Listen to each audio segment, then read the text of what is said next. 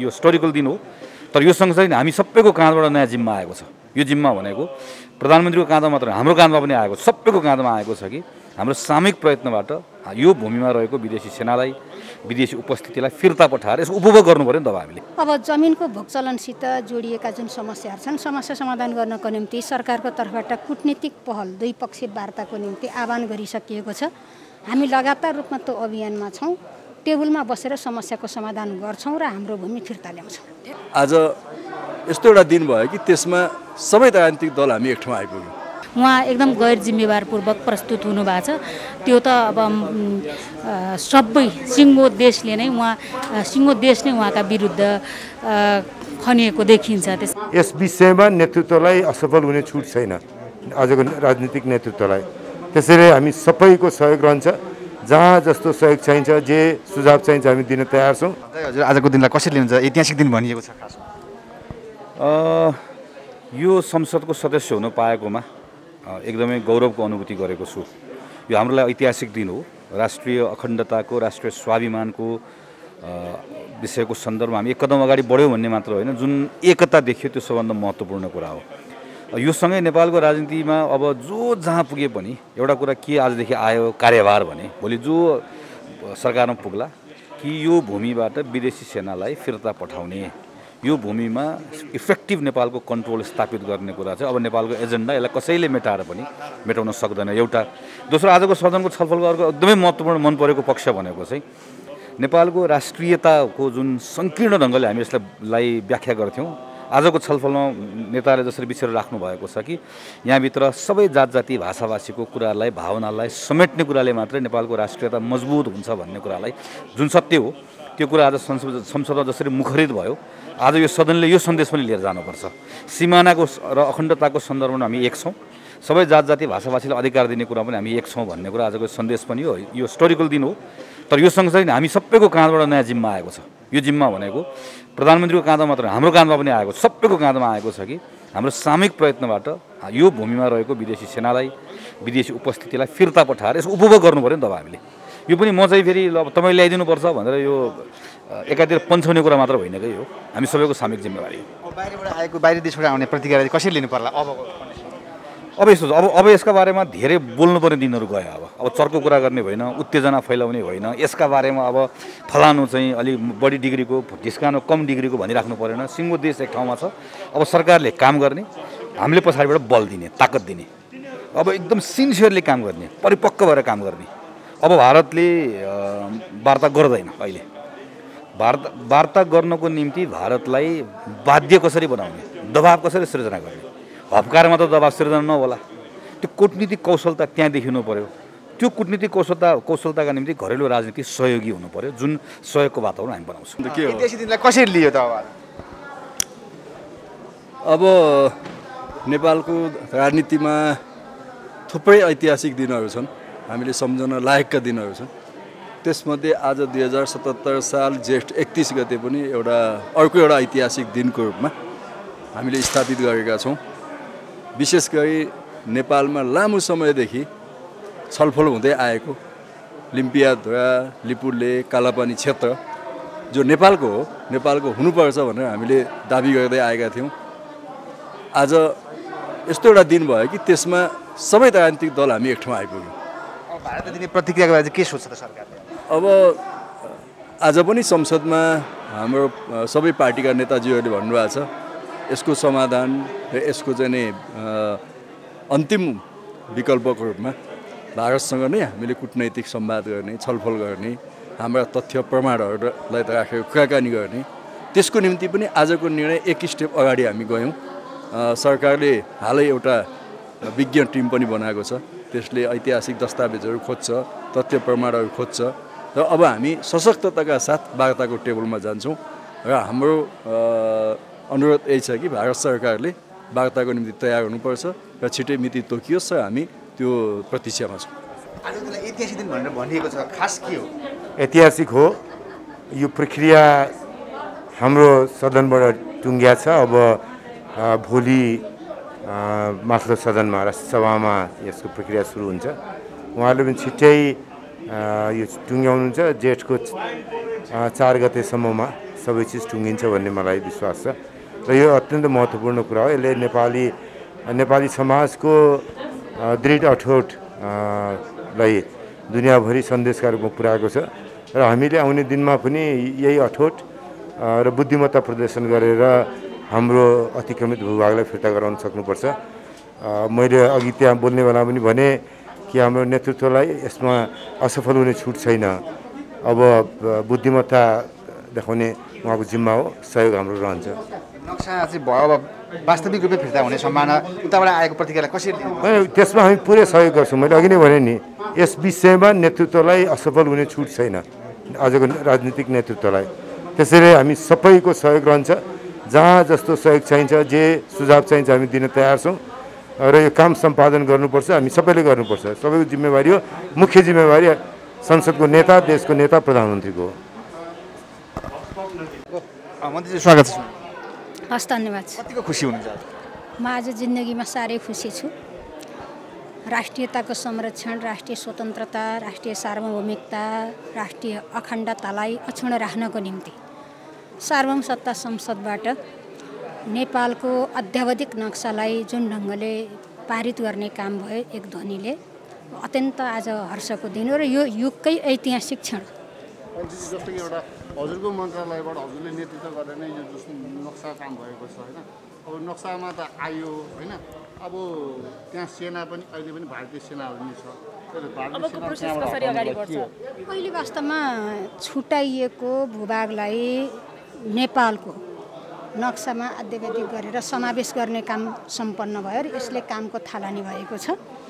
अब जमिनको भोगचलनसित जोडिएका जुन समस्याहरू छन्, समस्या समाधान गर्नको निम्ति सरकारको तर्फबाट कूटनीतिक पहल, द्विपक्षीय वार्ताको निम्ति आह्वान गरिसकिएको छ। हामी लगातार रूपमा त्यो अभियानमा छौँ। टेबलमा बसेर समस्याको समाधान गर्छौँ र हाम्रो भूमि फिर्ता ल्याउँछौँ। ठ्याक्कै मन्त्रीज्यू, यो कुरा गरिरहँदा यहाँ विभागीय मन्त्री हुनुहुन्छ, यथेष्ट प्रमाण हामीसँग छन्, सङ्कलन गरेका छौँ, त्यही भएर नक्सा सार्वजनिक गऱ्यौँ भनेर भन्नुभएको थियो।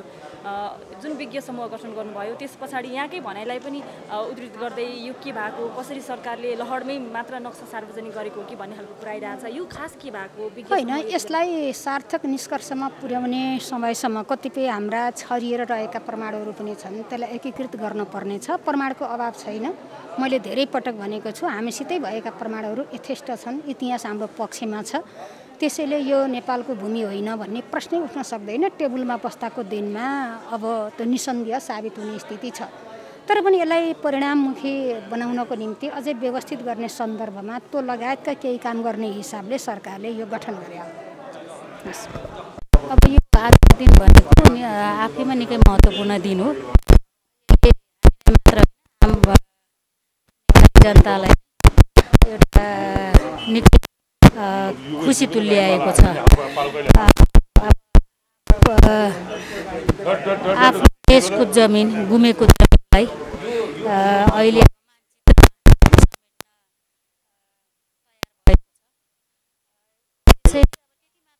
भन्दा पनि आज त्यो त आफ्नो ठाउँमा खुसी त छँदैछ। आज सर्वसहमतले सबै राजनीतिक दलहरू राष्ट्रियताका लागि एक ठाउँमा उभिनु नै सबैभन्दा ठुलो उपलब्धि हो देशका निम्ति भन्ने लाग्छ। त्यस कारणले आजको दिनलाई अब मैले मात्रै नभनेर सबैले आजको दिनलाई चाहिँ विशेष दिनका रूपमा हामीले हेरेका छौँ।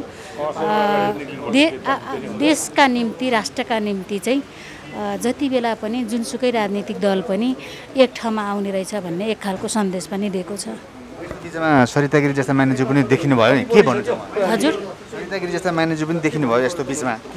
अब सरिता गिरीले आफ्नो असली रूप देखाइसक्नु भएको छ। त्यस कारणले हामीले सरिताको विषयमा मान्ने विषयमा यसो उसो भनिराख्नुपर्छ भन्ने लाग्दैन। किनभने आज मात्र होइन, उहाँले संसदमा पटक पटक उहाँको प्रस्तुति, उहाँको शैली, उहाँको अभिव्यक्ति हामी सबैले सुनिसकेका छौँ, देखिसकेका छौँ।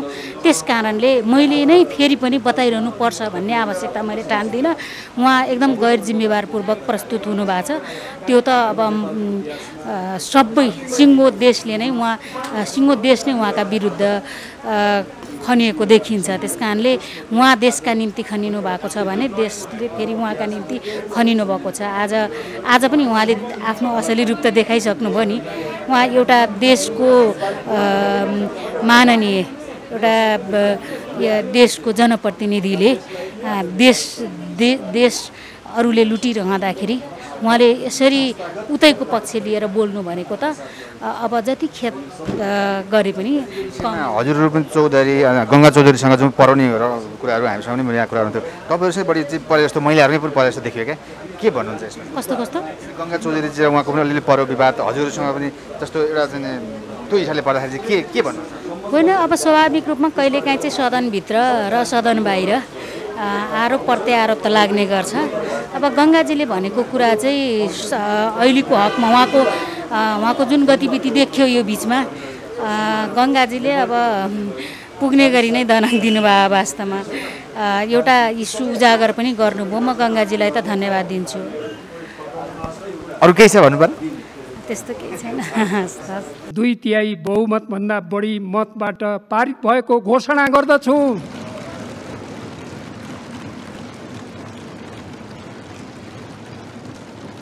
सर्वसम्मतिले नेपालको संविधान दोस्रो संशोधन विधेयक 2077 को अङ्ग बनेको घोषणा गर्दछु। यो प्रस्तावको पक्षमा हुने मान्य सदस्यहरूले हुन्छ भन्नुस्, यसको विपक्षमा हुने मान्य सदस्यहरूले हुन्न भन्नुस्। हुन्न भन्ने आवाज सुनिएन, तसर्थ उक्त नेपालको संविधान दोस्रो संशोधन विधेयक 2077 को दफा 2 र सोसँग सम्बन्धित अनुसूची सर्वसम्मतिले नेपालको संविधानको दोस्रो संशोधन विधेयक 2077 को अङ्ग बनेको घोषणा गर्दछु।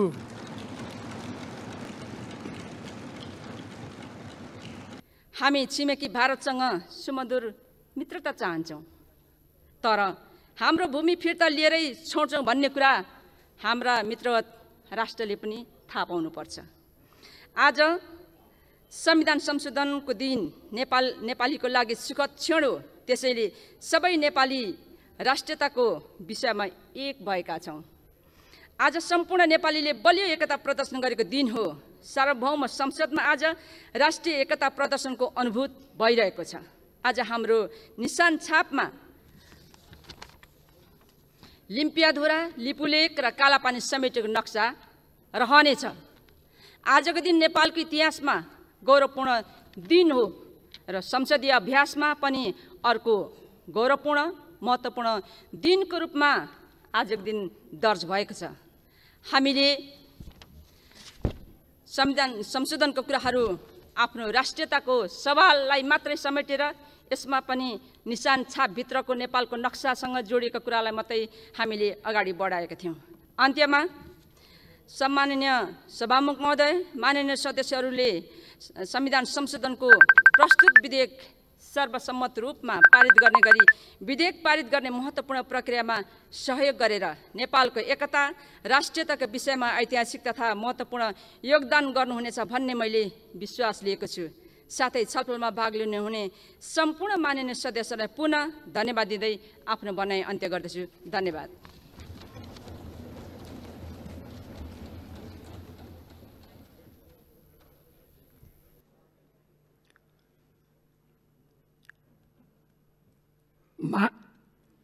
माननीय सदस्यहरू, नेपालको संविधान दोस्रो संशोधन विधेयक 2077 माथिको दफावार छलफल यहीँ समाप्त हुन्छ। अब म नेपालको संविधान दोस्रो संशोधन विधेयक 2077 को दफा 2 र सोसँग सम्बन्धित अनुसूची नेपालको संविधान दोस्रो संशोधन विधेयक 2077 को अङ्ग बनोस् भनी निर्णयार्थ प्रस्तुत गर्दछु। यो प्रस्तावको पक्षमा हुने मान्य सदस्यहरूले हुन्छ भन्नुहोला, यसको विपक्षमा हुने मान्य सदस्यहरूले हुन्न भन्नुहोला। यो प्रस्तावको पक्षमा हुने मान्य सदस्यहरूले हुन्छ भन्नुस्, यसको विपक्षमा हुने मान्य सदस्यहरूले हुन्न भन्नुस्। हुन्न भन्ने आवाज सुनिएन, तसर्थ उक्त नेपालको संविधान दोस्रो संशोधन विधेयक 2077 को दफा 2 र सोसँग सम्बन्धित अनुसूची सर्वसम्मतिले नेपालको संविधानको दोस्रो संशोधन विधेयक 2077 को अङ्ग बनेको घोषणा गर्दछु।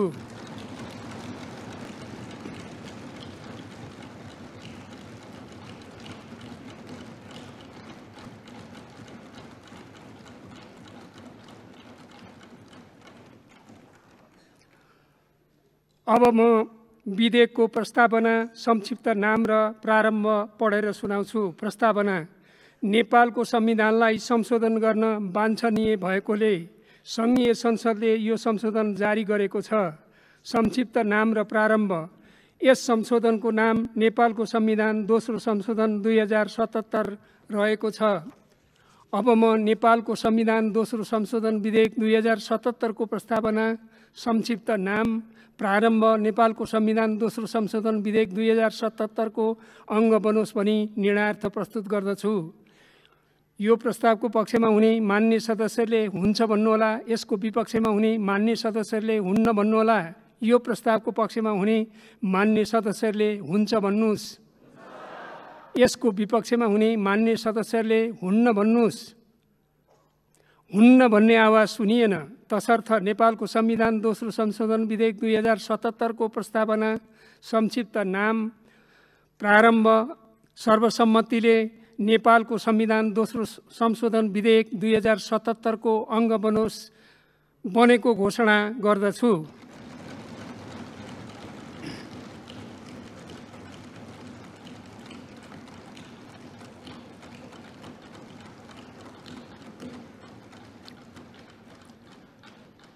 अब माननीय कानुन, न्याय तथा संसदीय मामिला मन्त्री डाक्टर शिवमाया तुम्बा आम्फेलाई नेपालको संविधान दोस्रो संशोधन विधेयक 2077 लाई पारित गरियोस् भनी प्रस्ताव प्रस्तुत गर्न अनुमति दिन्छु।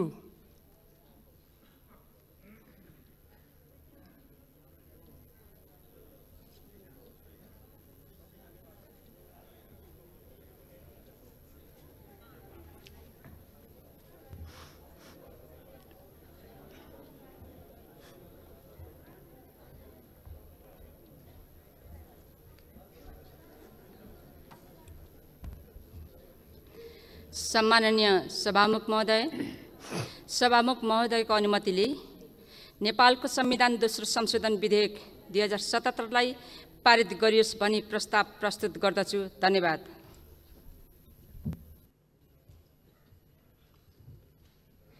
मान्य सदस्यहरू, अब म नेपालको संविधान दोस्रो संशोधन विधेयक 2077 लाई पारित गरियोस् भन्ने प्रस्तावलाई प्रतिनिधि सभा नियमावली 2075 को नियम 137 को उपनियम 9 बमोजिम प्रतिनिधि सभामा तत्काल कायम रहेको सम्पूर्ण सदस्य संख्याको 2/3 बहुमत आवश्यक पर्ने भएकोले सोही नियमावलीको नियम 137 को उपनियम 10 बमोजिम उक्त प्रस्तावलाई निर्णयार्थ प्रस्तुत गर्दा मत विभाजन गरी मत सङ्कलन गरिने बेहोरा मान्य सदस्यहरूलाई जानकारी गराउँदछु।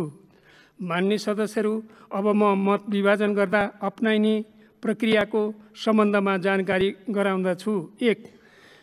विभाजन गर्नु अघि सभाकक्ष बाहिर हुनुभएका मान्य सदस्यहरूलाई सभाकक्षमा प्रवेश गर्ने मौका दिन 5 मिनेटसम्म विभाजन घण्टी बजाइनेछ। 2. विभाजन घण्टी बजेपछि सभाकक्ष बाहिर हुनुभएका मान्य सदस्यहरू सभाकक्षभित्र प्रवेश गर्नुपर्नेछ। 3.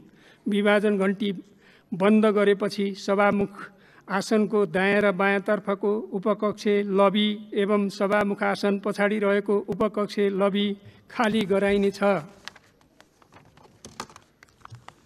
4.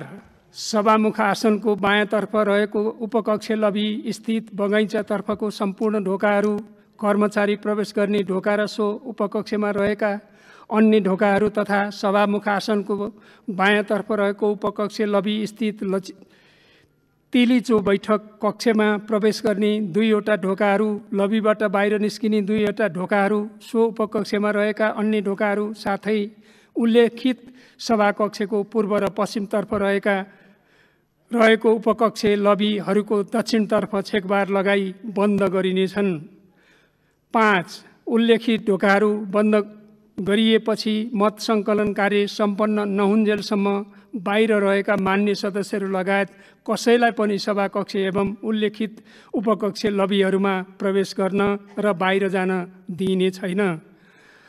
सभामुख आसनको दायाँ र बायाँतर्फ एवं सभामुख आसन पछाडि रहेको उपकक्ष लबीमा मान्य सदस्यहरूको वर्णानुक्रम अनुसारको नामावली राखिएका छन्। 7. क.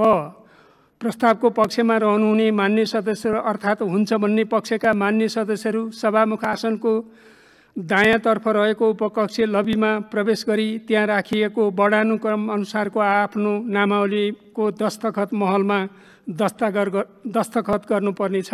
ख प्रस्तावको विपक्षमा रहनुहुने मान्य सदस्यहरू अर्थात् हुन्न भन्ने पक्षका मान्य सदस्यहरू सभामुख आसनको बायाँतर्फ रहेको उपकक्ष लबीमा प्रवेश गरी त्यहाँ राखिएको वर्णानुक्रम अनुसारको आफ्नो नामावलीको दस्तखत महलमा दस्तखत गर्नुपर्नेछ।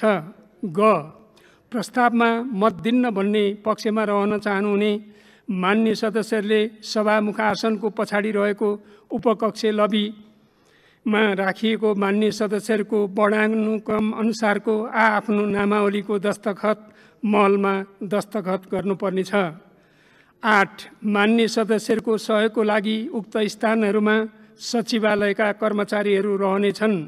9 कुनै मान्य सदस्यले आफ्नो मत सच्याउन चाहेमा मतदान कार्य सकिएको 3 मिनेटभित्र माग गरेमा सच्याउन दिइनेछ। मान्य सदस्यहरू, अब म 5 मिनेट विभाजन घन्टी बजाउन आदेश दिन्छु।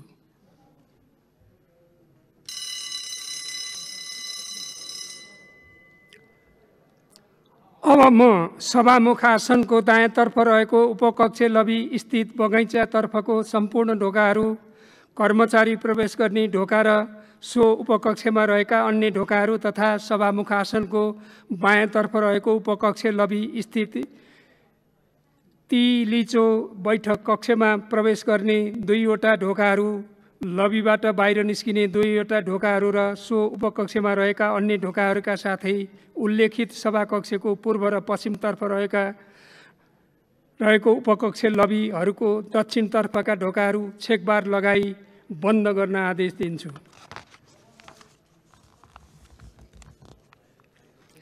मान्य सदस्यहरू, अब म नेपालको संविधान दोस्रो संशोधन विधेयक 2077लाई मान्य सदस्यहरू, अब म नेपालको संविधानको दोस्रो संशोधन विधेयक 2077लाई पारित गरियोस् भन्ने प्रस्तावलाई निर्णयार्थ प्रस्तुत गर्दछु। मान्य सदस्यहरू, यस प्रस्तावको पक्षमा अर्थात् हुन्छ भन्ने पक्षमा रहनुहुने मान्य सदस्यहरू सभामुख आसनको दायाँतर्फ रहेको उपकक्ष लबीमा प्रवेश गरी त्यहाँ राखिएको वर्णानुक्रम अनुसारको आफ्नो नामावलीको दस्तखत महलमा दस्तखत गर्नुहोला। प्रस्तावको विपक्षमा अर्थात् हुन्न भन्ने पक्षमा रहनुहुने मान्य सदस्यहरू सभामुख आसनको बायाँतर्फ रहेको उपकक्ष लबीमा प्रवेश गरी त्यहाँ राखिएको वर्णानुक्रम अनुसारको आफ्नो नामावलीको दस्तखत महलमा दस्तखत गर्नुहोला र मत दिन्न भन्ने पक्षमा रहनुहुने मान्य सदस्यहरूले सभामुख आसनको पछाडि रहेको उपकक्ष लबीमा राखिएको मान्य सदस्यहरूको वर्णानुक्रम अनुसारको आफ्नो नामावलीको दस्तखत महलमा दस्तखत गर्नुहोला। मान्य सदस्यहरू, कोभिड-19 को संक्रमणको जोखिमलाई मध्यनजर गर्दै मतदानको लागि आफ्नो स्थानबाट उठेर जाँदा, मतदानको लागि दस्तखत गर्दा र दस्तखतपछि आफू बस्ने स्थानसम्म फर्कँदा सामाजिक दूरी कायम गर्न हुन जानकारी गराउँछु। मान्य सदस्यहरू, प्रस्तावको पक्षमा अर्थात् हुन्छ भन्ने पक्षमा रहनुहुने मान्य सदस्यहरू सभामुखको आसनको दायाँतर्फ रहेको उपकक्ष लबीमा प्रवेश गरी त्यहाँ राखिएको वर्णानुक्रम अनुसारको आफ्नो नामावलीको दस्तखत महलमा दस्तखत गर्नुहोस्। मान्य सदस्यहरू, प्रस्तावको विपक्षमा अर्थात् हुन्न भन्ने पक्षमा रहनुहुने मान्य सदस्यहरू सभामुखको आसनको बायाँतर्फ रहेको उपकक्ष लबीमा प्रवेश गरी त्यहाँ राखिएको वर्णानुक्रम अनुसारको आफ्नो नामावलीको दस्तखत महलमा दस्तखत गर्नुहोस्। मान्य सदस्यहरू, उक्त प्रस्तावमा मत दिन्न भन्ने पक्षमा रहन चाहनुहुने मान्य सदस्यहरूले सभामुख आसनको पछाडि रहेको उपकक्ष लबीमा राखिएको मान्य सदस्यहरूको वर्णानुक्रम अनुसारको आफ्नो नामावलीको दस्तखत महलमा दस्तखत गर्नुहोस्। माननीय सदस्यहरू, तपाईहरुमध्ये कसैले आफ्नो नाम आफ्नो मत सच्याउन चाहनुहुन्छ भने मत सच्याउनका लागि 3 मिनेटको समय दिन्छु। सो समयभित्र डायसमा आई आफ्नो मत सच्याउन सक्नुहुनेछ। मान्य सदस्यहरू, बन्द गरिएका सभाका सबै प्रवेशद्वारहरू खोल्न आदेश दिन्छु।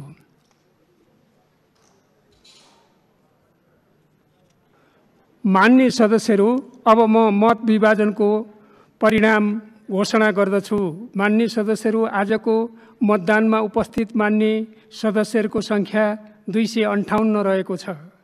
नेपालको संविधान दोस्रो संशोधन विधेयक 2077 पारित गरियोस् भन्ने प्रस्तावको पक्षमा अर्थात् हुन्छ भन्ने पक्षमा जम्मा 258 मत, प्रस्तावको विपक्षमा अर्थात् हुन्न भन्ने पक्षमा 0 मत र प्रस्तावको मत दिन्न भन्ने पक्षमा 0 मत परेको छ। नेपालको संविधान दोस्रो संशोधन विधेयक 2077 पारित गरियोस् भन्ने प्रस्तावको पक्षमा 258 मत परेको र उक्त सङ्ख्या प्रतिनिधि सभाको तत्काल कायम रहेको सम्पूर्ण सदस्य सङ्ख्या 275 को 2/3 भन्दा बढी मत भएकोले नेपालको संविधान दोस्रो संशोधन विधेयक 2077 पारित गरियोस् भन्ने प्रस्ताव 2/3 बहुमत भन्दा बढी मतबाट पारित भएको घोषणा गर्दछु।